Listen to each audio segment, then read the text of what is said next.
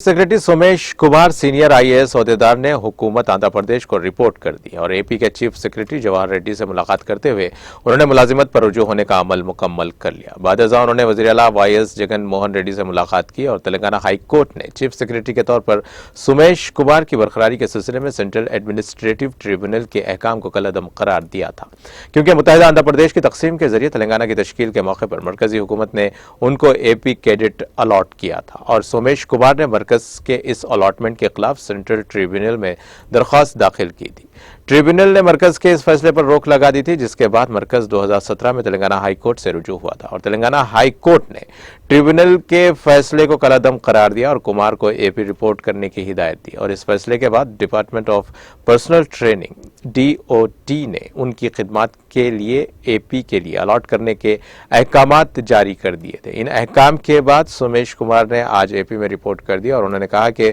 उन्हें जो भी जिम्मेदारी दी जाएगी वो उसको कबूल करते हुए बेहतर तौर पर खिदमत अंजाम देने की कोशिश करेंगे।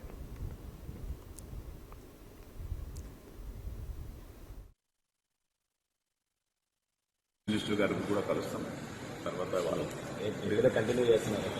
అంటే I have complied with the report of the government నుండి గవర్నమెంట్ ఆఫ్ ఇండియా నుండి ఇక్కడ రండి రిపోర్ట్ చేయండి ఆ ప్రకారం వచ్చాను రిపోర్ట్ చేస్తాం ఫర్దర్ ఎట్లా వాళ్ళు ఇక్కడ లోకల్గా ఎట్లా ఉంటుంది దాని ప్రకారం పనిచేస్తాం. మీరు అత్యున్నత స్థాయి పోస్టులో చేసి ఇక్కడ అంటే ఏ పోస్ట్ అయితే మీరు సూటబుల్ అని అనుకుంటున్నారు ఏమైనా ఎక్స్పెక్ట్ చేస్తున్నారు? అంటే యాజ్ ఏ ఆఫీసర్ ప్రభుత్వం ఏ బాధ్యత ఇస్తే అది చేయాలి, దాని ప్రకారం